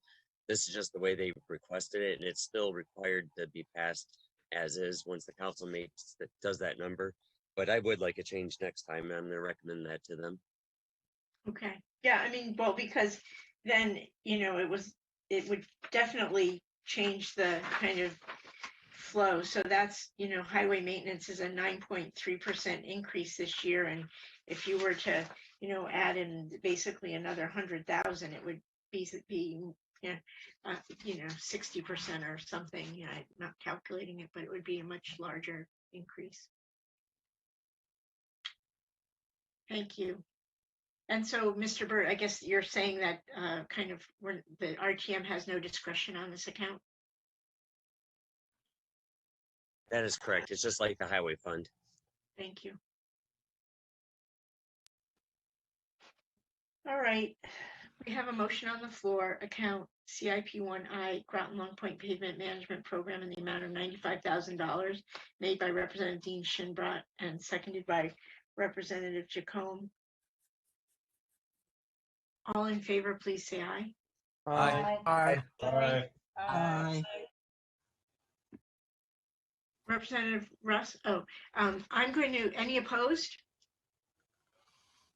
Any abstentions? And for the record, I'm going to abstain on this one. Representative abstains. Excuse me? Representative Whitney abstains. Thank you. So that motion passes, I believe, 28 in favor, 0 opposed, 2 abstentions. That's what I counted. Thank you. All right, great. So it's 8:39. Do we have fortitude to go into CIP 2, drainage and watershed protection? There's only one under that. Do you want to keep going, Representative Dean Shinbrat? Oh, yeah, that's fine by me. I don't have anything else on my dance card tonight. Okay.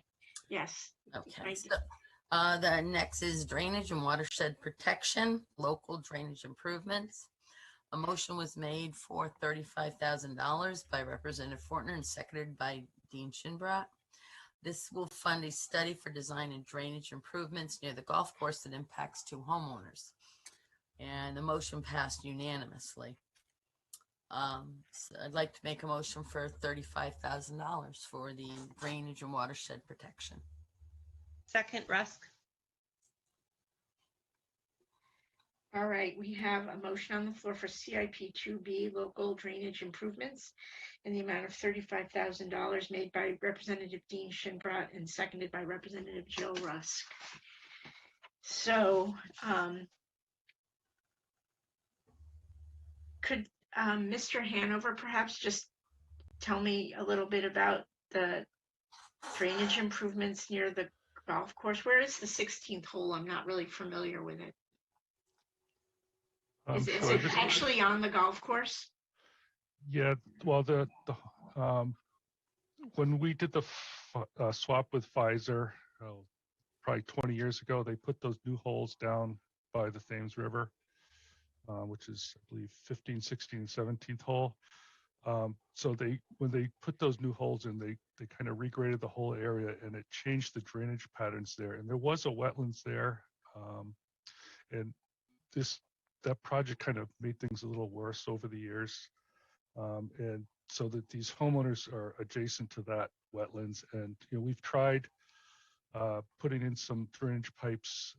We get some permits from the city to do that. And those, they work okay in smaller storm events, but when we get what seems to be more common now, these bigger storm events, they get some serious flooding in their garage and basements. And I've seen pictures, and it's mean, their whole yards are flooded, and it's not a good situation. So this money is to have hydraulics and drainage engineers come in and look at this, because it is a very highly technical problem because of the wetlands. We can't drain the wetlands, but yet we've got to somehow divert this water so that it's not impacting these homeowners. Thank you. Any other questions? Representative Whitney? Yeah, so I was wondering, after we do this planning, if this would be a project eligible for a coastal resilience grant, like the Long Island Sound Futures Fund. Not this offering, but next year. It seems like this is because the big storms are happening more often. This is actually linked to climate change, and because of it's water flowing off of a golf course, which is treated to grow grass. It's also a potential water quality issue for coastal waters. I'm sure. I mean, it's something we could definitely, look at and apply for. Yeah, I would agree that it is a good candidate for that type of funding. That's good. Thank you. All right. Any other questions? All right, seeing none, we have CIP 2B, local drainage improvements and installations on the floor in the amount of $35,000. The motion was made by Representative Dean Shinbrett and passed by seconded by Representative Jill Rusk. All in favor, please say aye. Aye. Aye. Aye. Aye. Aye. Aye. Any opposed? Any abstentions? That motion carries 30 in favor, none opposed, no abstentions. Next item on our agenda, I believe, is CIP 3 sidewalks. Sidewalks. Page 20. CIP 3B is replacement sidewalk construction. Motion was made for $75,000 by Representative Fortner and seconded by Representative Casper. This money will be to replace and repair sidewalks, and some will be brought up to ADA compliance. Numerous tripping hazards will be addressed. There was a question asked, why do we make sidewalks with asphalt instead of concrete? And if existing asphalt is in place, it's going to be replaced with asphalt. And concrete is more expensive. And the motion passed unanimously. So I'd like to propose for CIP 3B replacement sidewalk construction, $75,000. Bailey.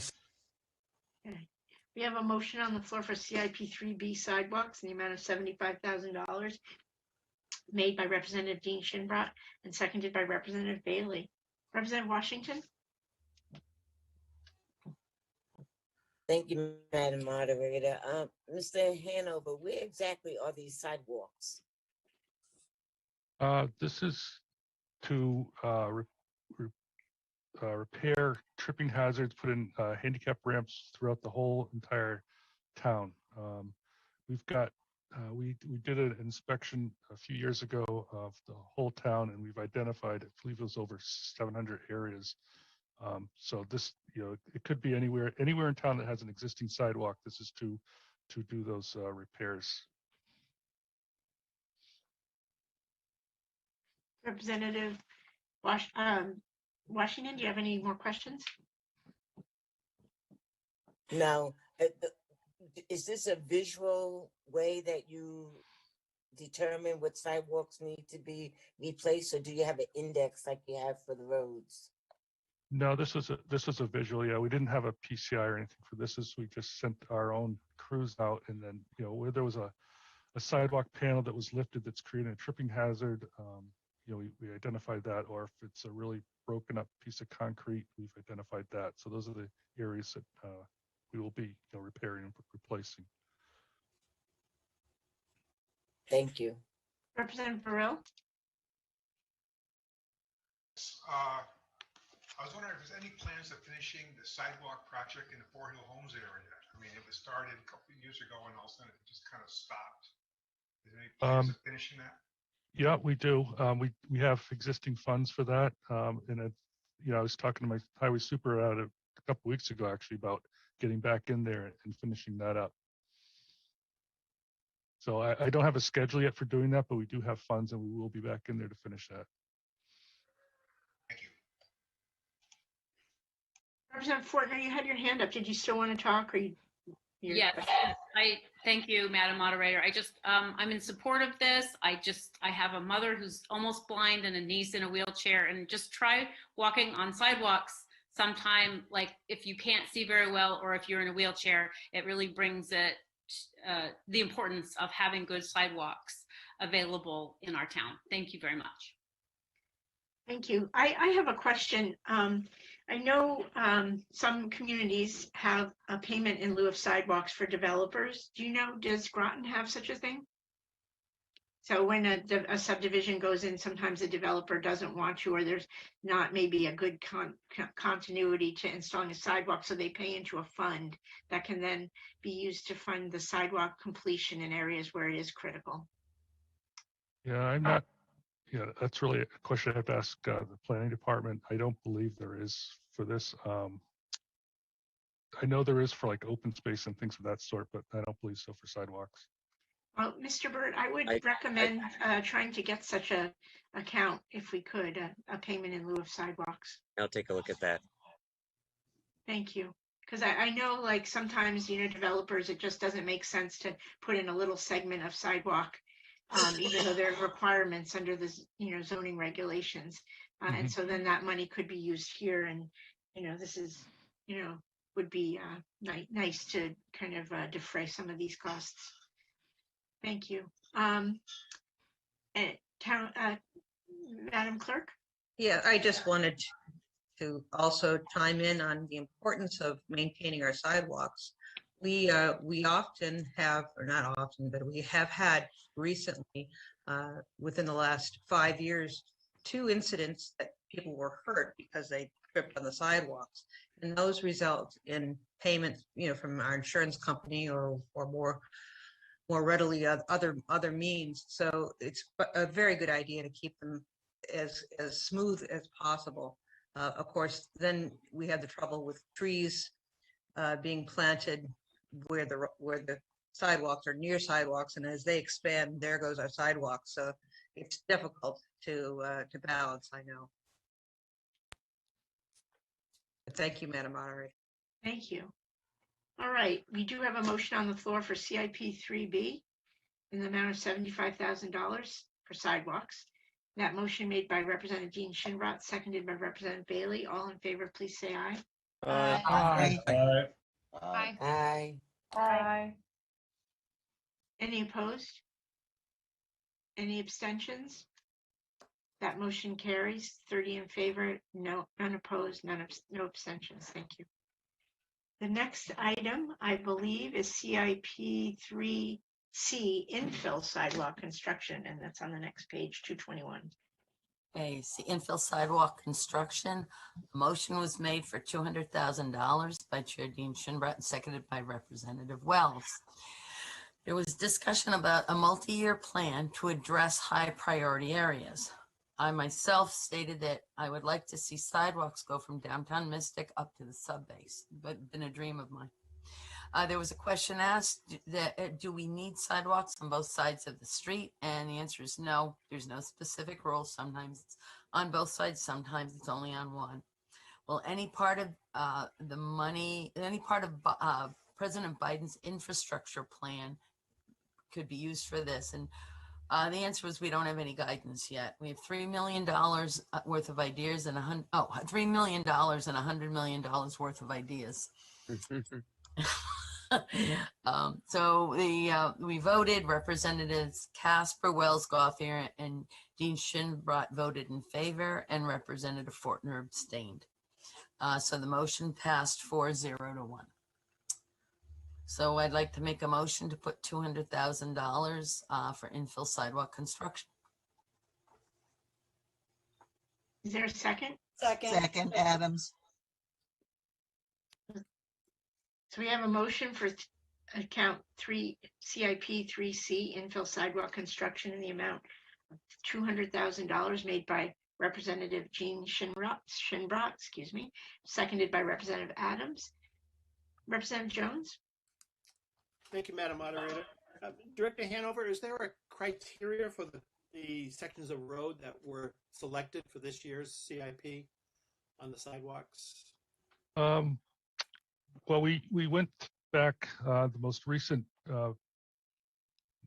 town bicycle pedestrian master plan was done in 2005, which is by Brian Kent. And he identified a bunch of high priority areas, and that's what's shown on, the CIP there. Particularly along Route 1, there's some gaps. Downtown Groton, believe it or not, there's a few gaps towards Route 12. And then Groton Long Point Road, from Brook Street to Esker Point, and then Route 1 from Groton Long Point to Judson Avenue. So these are all just high priority areas, and we can't tackle all these in 1 year. It would just not be financially feasible, or we wouldn't even have the time to do this. So we kind of broke it out. So we're going to, propose to spend $200,000 a year and tackle all these on a multi-year basis to create, complete sidewalk networks in these high priority areas.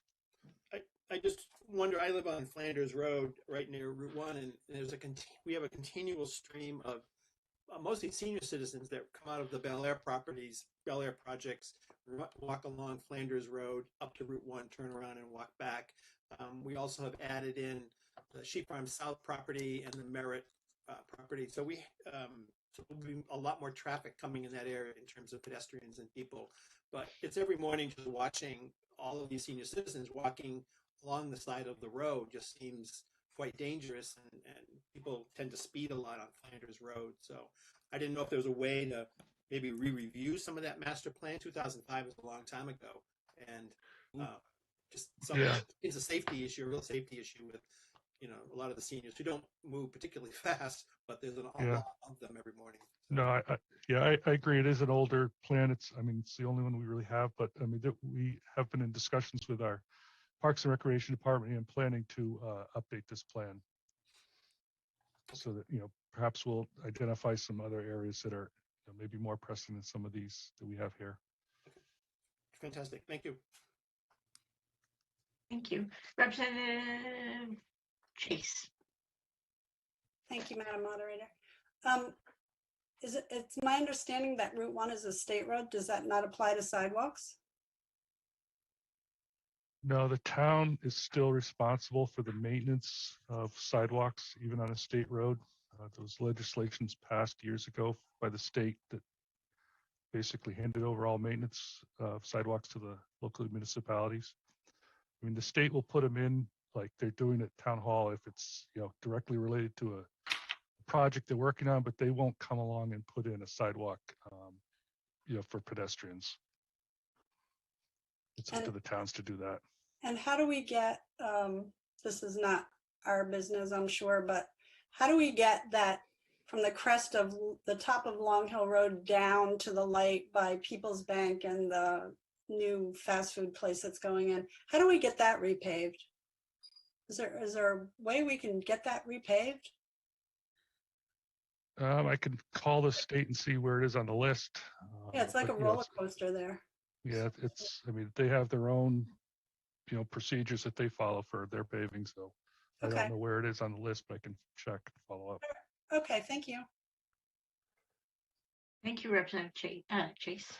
Representative Whitney. Thank you. I applaud these efforts to increase connectivity among the sidewalks. I think it's very important. I'm glad we have a plan going forward, but I actually would support, coming up with an updated plan.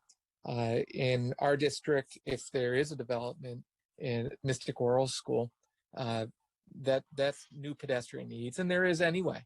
It doesn't take much really to get connectivity by sidewalks to Mystic. It's missing now, and I'm sorry, I don't have the CIP page in front of me to see all the areas that are in the plan. But one place that I would add is 184 up the hill towards Stop and Shop and all those areas. That's a place where you often see people just walking on the side road. There is a shoulder, but you know, if they're walking up and back, they're going shopping, and it'd be great to have a nice surface to do it on. I mean, it really essential, I'd say. Thank you. Thank you. Representative Fortner? Hi, thank you, Madam Moderator. Although I'm very much in favor of the ongoing program to repair sidewalks, I feel like this is kind of one of the few, probably the only area in the Public Works Department where this is kind of a want, not a need. And I would like to move the number of $100,000 towards this CIP. I guess I support it after I move it. And I realize a lot of people are very supportive of this, so if nobody wants to second, that's fine. But I'd like to move the number of $100,000 for this CIP. Second. I'll second for discussion. Thank you. So we have a motion on the floor in the amount of $100,000 for CIP 3C, made by Representative Fortner, seconded by Representative Washington. Would you like to speak to your motion, Representative Fortner? Yes, I'll try to be brief. I just think, like I said, this is one of the few areas it's kind of a want, not a need. I think there are some areas here that absolutely would benefit from sidewalks, but you put the sidewalks in and then you got to clear the sidewalks of snow and ice. And I think some of the areas are not very walkable. We want to increase the walkability in the town, but some areas, to me, are not asking to be walked upon. There are certainly beautiful areas here, and other representatives have brought up roads that they could see being that there's a need for a sidewalk. However, I think $100,000 a year towards this year is ample. Thank you. Thank you. Is there any other discussion on this amendment to the main motion? Representative Whitney? Just a quick question. If we only fund $100,000 a year in the CIP description, seems like all of those projects are more than $100,000. So could we even do anything in a year with just 100,000? I mean, actually fill one of these gaps?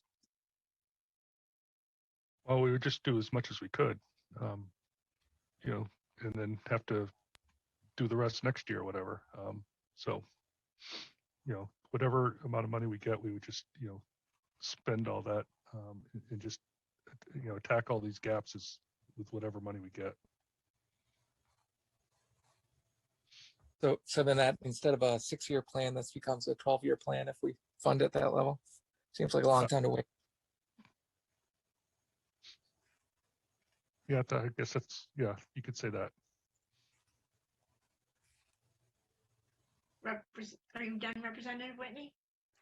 Yes, thank you very much. Representative Chase? Thank you, Madam Moderator. I understand trying to save money, and I get it. Again, I don't like spending my own money, let alone anybody else's. But I have always wanted sidewalks in my neighborhood, and I'll probably never get them, but neither here nor there. I think sidewalks make a town look neater and cleaner, and I'm a walker. I love to walk, so the more sidewalks, the better, as far as I'm concerned. Thank you. Thank you. Representative Casper? Thank you, Madam Moderator. I'm familiar with some of these, and I really don't, you know, would rather that they be done sooner rather than later. That Groton Long Point, that from Brook Street to Esker Point Beach, there's a lot of people walking that, and you know, especially when they have concerts and all that. And I just think there's a safety issue there, and I think this goes beyond a want. I think it's a need. Thank you. Representative Cassieri? Thank you, Madam Moderator. As a runner who has almost been hit in our town more times than I can count, and a mother of 2 young children, I am asking the RTM to please invest in our sidewalks for safety. Thank you. Thank you. Representative Jones? I know in our town we have a high percentage of senior citizens, and this is definitely a safety issue, and a lot of senior citizens walk, and having them end up on the road just doesn't seem to be the safest thing. So I will not support the motion, but support the original amount. Thank you. Representative Washington again? This is your second time. Oh, no, you didn't speak yet. Yeah, Representative Washington. I have to say, when I moved to Connecticut, to Groton, Connecticut, from Staten Island, New York, and there were no sidewalks, I was shocked. Because coming from the city, you always had sidewalks. So when I had to walk down to the beach, down to Eastern Point Beach, because I live in the city of Groton, and I had to push my daughter in the stroller in the street, I was like, what the heck? Where are the sidewalks up here? So I'm going to support the sidewalks. Thank you. Representative Dean Shinbrat? Am I allowed to have an opinion on this? Sure, why not? You're a member. Oh, and the only one who doesn't get an opinion is me, apparently. I just wanted to stress, I watched Groton evolve over time and slowly get sidewalks in neighborhoods on some of the busy streets. And I'm a lucky recipient of sidewalks in my own neighborhood, and it encourages people to walk. And it's just a great side benefit. But I agree with Representative Washington. You take your life in your hands sometimes walking on some of these side roads. And I think just we owe it to our citizens. I really do. Thank you. Representative Kristen Powers, maybe? Thank you, Madam Moderator. No, it's Mr. Powers. Both Powers. If we know one thing, this project's a multi-year plan, and it's to address those remaining high priority areas. So I don't see how we can not have sidewalks. It's a matter of safety, and safety is a priority, and that's what we are, public servants trying to make things safe. So I recommend we go with the 200,000. Thank you. Thank you. All right, I see no more hands. So let us vote on this amount of the amendment to the main motion in the amount of $100,000 for CIP 3C infill sidewalk construction. A motion made by Representative Fortner and seconded by Representative Washington. All in favor, please say aye. Aye. Just me. Aye. All right, I think. We should raise our hands. Yeah, raise your little yellow hands or whatever color you make them, if you know how to make them.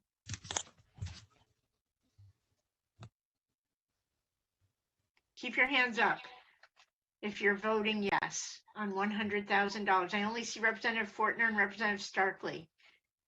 Did Representative Kopp have her hand up for a minute? It was a mistake. Okay. Yeah, I want to change. Representative Starkey, did you say you wanted to change your vote from no to yes? Yes. Yes to no, I mean? Yeah, yes. Okay, so you're not in favor of the 100,000?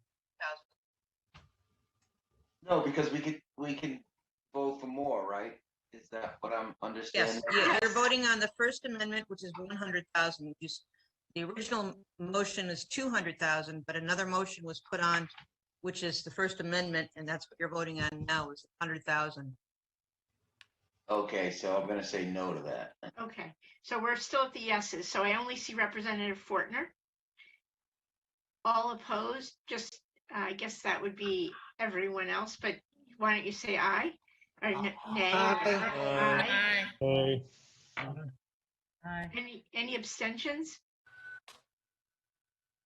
All right, that motion fails 1 to 29 to 0. All right, so we're back to the main motion of $200,000 for CIP account 3C infill sidewalk construction, the amount of $200,000 made by Representative Dean Shinbrat and seconded by Representative Adams. All in favor, please say aye. Aye. Aye. Aye. Any opposed? Fortner. Any abstentions? All right, that motion passes, 29 in favor, 1 opposed, 1 abstention. I mean, 0 abstentions, excuse me on that. It's beginning late. All right, so Madam Moderator, this might be a good time to cut it off. The okay, next section sounds of fine. public buildings. Then we have public Second. buildings, and we'll start with that on Monday then. I think that would be great. So Representative Casper? Oh, thank you, Madam Moderator. Who's got the snacks today? Excuse me? That's so funny. Remember, we used to do snacks Who has the for every snacks meeting. today? That's right. Oh, That's yeah. fun. The olden Guy with days. the hero. What district is it? Oh, I didn't set that up this time. No, I know. We Hey, can just we imagine can that we're eating snack when we Kathy get back Chase's. to meeting in person. Yeah. I'm missing Representative Chase's delicious chocolate chip cookies. I'm just Oh, remembering. I'm missing your candy. Clarence, we have an angel food cake. Madam Moderator, do you have an idea when we could start meeting in person again?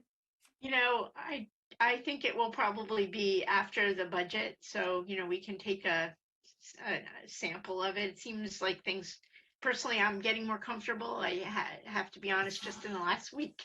So we probably, take as maybe a census of seeing if people are vaccinated and, what people's feelings are about this.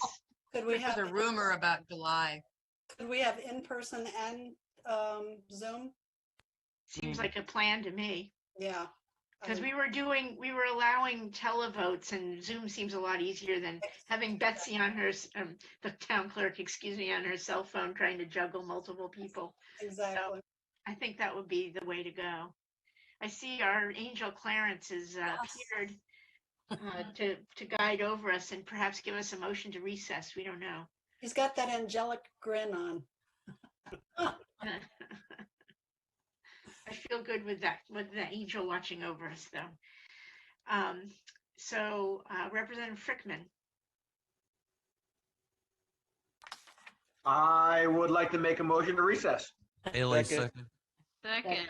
We have a motion to recess made by Representative Frickman and seconded by Representative Bailey. Oh, wait, I've got to ask a question before you do that. Representative Frickman, you snuck in. Do you know what time you snuck in? I'll have to redo all sorry. these votes. Yeah, sorry. I was in here at around 7:50, I think, 8 o'clock. 8 o'clock. 8 o'clock. Okay, you voted on a lot of things then. Okay. Yeah, I think, the first you started on the public works stuff, right? Right after the public works. Yep. You voted on public works or did not? Did not vote on public works. I voted on the CIPs. Yep. Okay, just CIPs. Okay, all right. Yep. All right, then we'll get you, we're at 31, starting with the CIPs. Thank you. Yep. Anybody else sneak in? That's the only one I see. Thank you. Did you get Baker? I can't. Yes, I did. I got you coming in at 7:25. Okay, thank you very much. Thanks, Betsy. You're welcome. Thank you. So we have a motion on the floor. It's really non-discussable. All in favor of recessing until Monday, May 10th, please say aye. Aye. Aye. Any opposed? Any abstentions? That motion carries. So I'll see you guys on Monday at 7 o'clock. You Monday.